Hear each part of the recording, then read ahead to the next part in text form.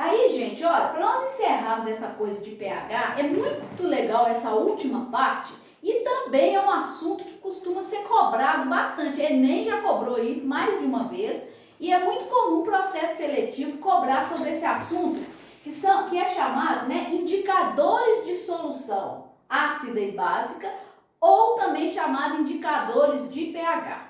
O que é isso? Algumas substâncias químicas têm uma propriedade que é a de sofrer alteração de cor na presença de, né, variados valores de pH. Então, toda vez que a gente tem isso, né, que acontece isso, uma substância altera a cor em função do pH do meio que eu vou adicionar a ela, a gente fala que essa substância tem uma propriedade alocrômica em química, né? E isso é chamado de indicador. Por quê? Porque já que essa substância varia a cor dela em função do pH do meio, a gente pode usar, né, esse tipo de substância para poder ver se o meu meio é ácido, se o meu meio é básico, ou se ele é neutro, ou simplesmente ele é ácido ou básico. Então existe uma gama de substâncias que tem essa propriedade. No nosso dia a dia, a gente convive com isso aí e nem percebe. Talvez, só lembrar aqui para vocês, talvez vocês não perceberam que quando a gente pega o chá, por exemplo, o chá mate, e adiciona limão nesse chá, ele muda de cor. Essa mudança de cor indica para mim uma variação, né, ali do pH do meio, porque o limão é ácido, né, assim? Então, no chá mate tem uma substância que pode ser utilizada como indicador de meio, de acidez ou basicidade do meio. Então, existem duas classes de indicadores. Existem aqueles indicadores naturais que estão aí na natureza, né? Basta a gente extrair essa substância. Por exemplo, casca de cebola, dá para fazer um indicador com ela. Amora, aquela frutinha, dá para fazer indicador, né? Isso é um indicador natural. Talvez você já tenha ouvido o nome, papel de tornassol. Tornassol é um líquen que dá numa árvore. Então, ele também tem uma substância nele que a gente pode usar como indicador. E tem os indicadores sintéticos, que são aqueles que a gente utiliza em laboratório. Então, eles são fabricados, essas substâncias. O mais famosão, talvez vocês conheçam, né, é a fenolftaleína, que é um sólido branco cristalino. Mas tem N outros indicadores. Coloquei ali, por exemplo, vermelho de metila. E essas substâncias, né, elas sofrem essa alteração em função do pH do meio. Agora, a gente tem que lembrar que pH, associamos sempre a solução aquosa. Então, o meio que eu vou testar tem que ser um meio aquoso. Segundo, né, se ela envolve variação de cor, se eu tiver um meio muito colorido, não dá para eu ver essa variação ou essa variação não vai exprimir a verdade. Então, tem limitações. Então, na verdade, quando a gente usa esses indicadores, é para a gente ter uma ideia, né, do como é que é aquele meio, se ele é ácido, se ele é básico. Mas em uma faixa, às vezes, de pH que aquele meio situa-se, tá? Então, eu coloquei aqui, por exemplo, ó, 3 indicadores. Fenolftaleína, que é um indicador muito comum, quando o meio é ácido, ela fica incolor. Fenolftaleína é uma solução incolor. Então, ela não sofre alteração de cor. Então, se o meio é ácido, ela fica incolor. Se o meio é básico, ela fica rosa. Esse rosa, né, pode ser até um púrpura, que a gente chama de bonina, né? Mas ela fica ali rosa. Se eu tiver, por exemplo, o indicador azul de timol, ele é amarelo em meio ácido, quer dizer, eu pingo ele lá no meio, ficou amarelo, o meio é ácido. Já no meio básico, ele fica azul, a cor dele, né, passa para azul. A lisarina é um outro indicador sintético. Todos esses 3 que eu coloquei aqui são indicadores sintéticos. Também, ó, no meio ácido, se eu usar, fica amarelo. Se o meio for básico, já muda para vermelho. Agora, a gente não pode esquecer que o indicador, ele não muda abruptamente. Ele vai alterando a cor em função do pH do meio. Então, existe o que a gente chama de zona de viragem do indicador. indicador. O que é a zona de viragem de um indicador? É quando ele está mudando o meio, a cor no meio que ele atua. Então, por exemplo, a fenolftaleína, ela não passa de incolor direto para o cor de rosão, não. Ela vai ficando róseo até, né, ficar um rosa escuro. Então, ela tem essa viragem. Já quando eu pego, por exemplo, o azul de timol, entre o amarelo e o azul, ele vai passar pelo verde. Então, ele vai ficando amarelo, depois ele vai ficando verde e depois ele chega no azul. A alizarina, a mesma coisa. Antes dela chegar no vermelho, ela vai sair do amarelo, fica laranja, vai escurecendo até chegar no vermelho.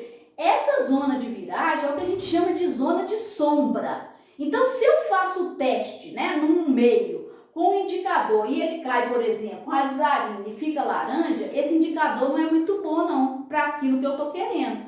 Então é por isso que toda vez que a gente usa um indicador para poder, né, trabalhar no meio, o ideal é a gente usar pelo menos 2 para a gente ter certeza, né? E existe um indicador que é feito misturando-se vários indicadores que é chamado indicador universal de pH. Esse é o melhor, por quê? Porque ele vai adquirir uma cor a cada valor de pH de 1 até 14. Então dá pra gente saber direitinho, né? Ou pelo menos com uma precisão muito maior, se o pH daquela solução, daquele meio que eu tô testando, ele é 1, 2, 3, né? E assim por diante. Então nem sempre eu vou precisar de fazer o cálculo do pH e falar pH igual a 2, pH igual a 9. Ou, então, muitas vezes não tem jeito de eu saber, né? Eu pego um meio qualquer lá e quero ver se ele é ácido ou básico, eu não sei o que tem ali dentro, eu não sei a concentração. Então, eu posso fazer um teste usando indicadores, mas é um teste, né? Se a gente quiser medir mais certinho o valor do pH de uma solução, existe um aparelho denominado pH-gâmetro que faz essa medida pra gente. Aí a gente tem um valor, né, bem mais correto do número que representa o pH daquela solução, tá? Então, olha, o indicador, ele pode atuar dessas duas formas. Ou ele pode indicar simplesmente se o meio é ácido, é básico, é neutro, ou só se é ácido, ou só é básico, dependendo, né, de como ele se comporta na faixa de pH. Então, eu posso olhar só isso. Por exemplo, papel de tornassol. Papel de tornassol só mostra para mim se o meio que eu estou testando ele é ácido ou básico. Não dá para falar mais nada de valor de pH. Agora, já tem outros indicadores, inclusive o papel, né, indicador universal, que é o papel impregnado com essa solução de indicador. Ele já mostra para mim ou uma faixa de pH ou o valor do pH. Então, já é melhor para a gente, né, se eu quiser saber um valor aproximado, né, de quanto é, no caso, né, qual é o valor do pH daquela solução, ok? Aí, Bela. Então, gente, olha, para demonstrar a ação de um indicador, eu fiz aqui um indicador, ó, que é o indicador obtido a partir do repolho roxo, né? O repolho roxo é um ótimo indicador para a gente fazer, ele é facinho de fazer em casa. Você pega as folhas, meio que cozinha elas por tipo uns 3 minutos fervendo a água, depois você esfria, deixa uma noite quietinha lá tampada, no outro dia você coa o líquido e sai esse líquido roxo aqui, ó, tá vendo? Isso aqui é um indicador e ele sofre alteração de cor normalmente em faixas de pH. E aí eu vou fazer um teste aqui para vocês verem. Então eu peguei aqui, olha, 2 soluções que a gente tem na nossa casa, tá? Então eu peguei aqui, olha, a solução, esse multiuso, né, que a gente utiliza aí na cozinha para tirar gordura. Ele é, ó, tipo Veja, né? E ele é uma solução um pouquinho amarelo clarinho, então dá pra gente fazer. Se fosse uma solução muito colorida, não dá pra gente fazer. Então nós vamos colocar, ó, o indicador, ó, na mesma hora ocorre a mudança de cor, tá vendo? Ó? Ela fica de que cor? Ela fica verde, tá vendo? Ó? Então vou colocar só mais um pouquinho pra vocês verem, ó. Dou uma agitada, tá vendo? Ó? Ela fica verde, ó.